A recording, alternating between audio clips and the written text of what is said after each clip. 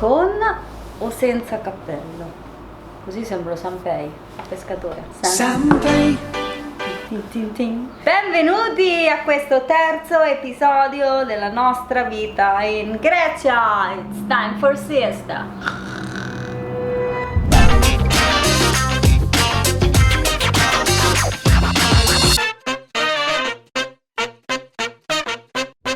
Cosa è successo in questo primo mese in Grecia? Ci siamo ambientati, ci piace molto la nostra nuova casa, la nostra nuova vita qui e volevamo raccontarvi di un paio di avventure che sono successe un po' per caso. La prima avventura è successa un po' per caso perché stiamo rifacendo il sito che vi consiglio di andare a vedere perché è veramente bello. Fateci sapere appunto cosa ne pensate.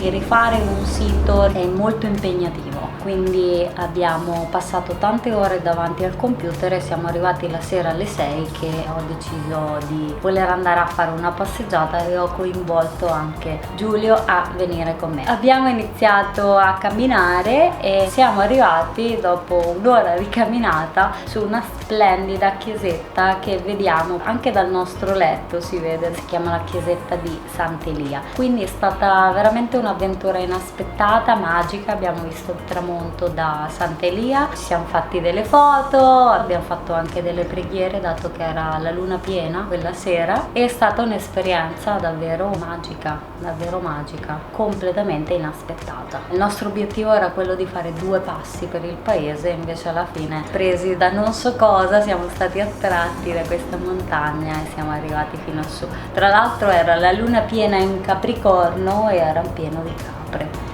A me una cosa che è piaciuta tanto di questa escursione è stata che lavorando al computer è facile perdere un po' la dimensione del tempo e dello spazio e quindi era un po' come se fossi in uno stato mentale alterato e ritrovando questo contatto con la natura anche solo passeggiando per questa strada bellissima di montagna è stato come se il tempo si dilatasse e sono proprio rientrato in uno stato di piacevole connessione con la realtà intorno a me e questa è una cosa che mi capita spesso. Per fortuna Pamela riesce poi a convincermi a uscire dal mondo digitale e a ritornare nel mondo reale, ma penso che sia una cosa che al giorno d'oggi capiti a tutti, perché comunque anche semplicemente col cellulare o col computer per chi lavora da casa è facile rimanere un po' catturati in queste dimensioni digitali, che siano i social network o che sia il nostro lavoro, quando invece magari anche facendo una passeggiata di 15 minuti all'aperto possiamo veramente ricaricarci profondamente e ritrovare la nostra connessione con la natura. E la cosa che ho trovato particolare è stato proprio la percezione del tempo, quindi abbiamo lavorato tutto il giorno al computer e tutta la giornata è come se fosse passata in 5 minuti. Poi invece solo con un'ora di camminata mi è sembrato di vivere un'altra giornata, quindi anche proprio per vivere di più è importante ritornare a questa connessione con la natura e anche con noi stessi, quindi con la nostra pratica personale, perché quando ristabiliamo questi cicli naturali riusciamo a vivere con più pienezza e quindi ad allungare, anzi ad allargare la nostra vita, no? A viverla con più pienezza. Quindi il nostro invito voleva essere proprio questo. Anche se vivete in città, trovare magari un parco vicino a casa, anche sedersi sotto un albero fa veramente la differenza per ricaricare la nostra vibrazione. Una cosa che mi sono resa conto col tempo è che noi siamo un po' come delle piante un po' più complicate, no? Quindi abbiamo bisogno di aria, di acqua, di sole e stare in mezzo alla natura ci ricarica naturalmente. Non c'è da fare nessuno sforzo, ma alzarsi, lasciare da parte gli elettronici per un momento, magari non portarseli e andare a fare questa piccola ricarica nella natura, perché questo ci aiuterà poi a essere più centrati quando lavoriamo con gli elettronici. L'altra esperienza fantastica che volevamo condividere con voi è stato quest'altro momento molto spontaneo che è avvenuto la settimana successiva, dove questo nostro amico ci ha portato in questa spiaggia bellissima.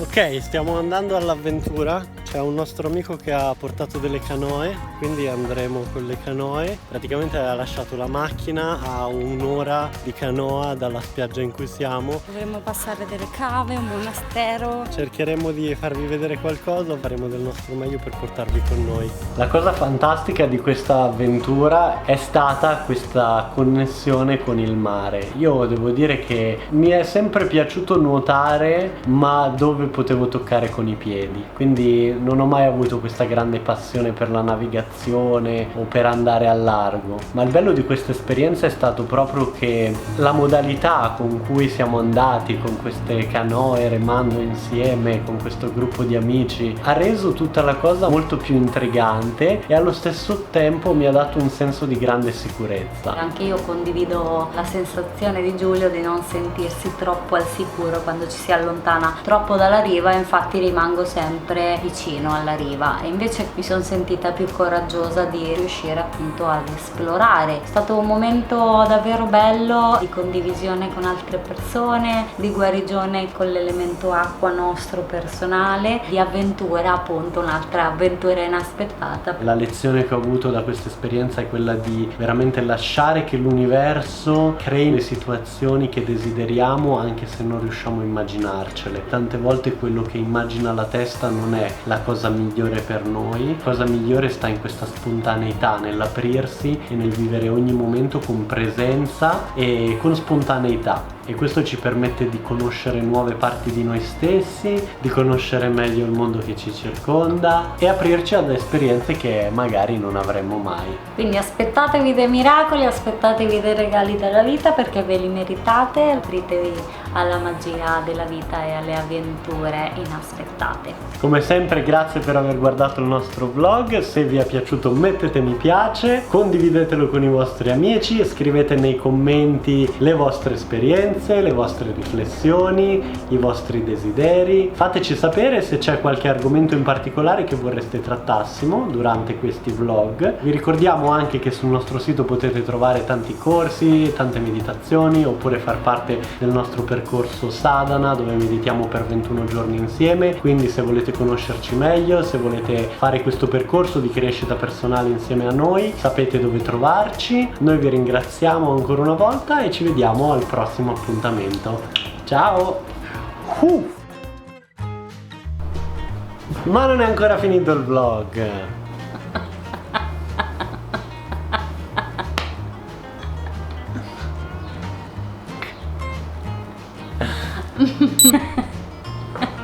Fermo il video, amore?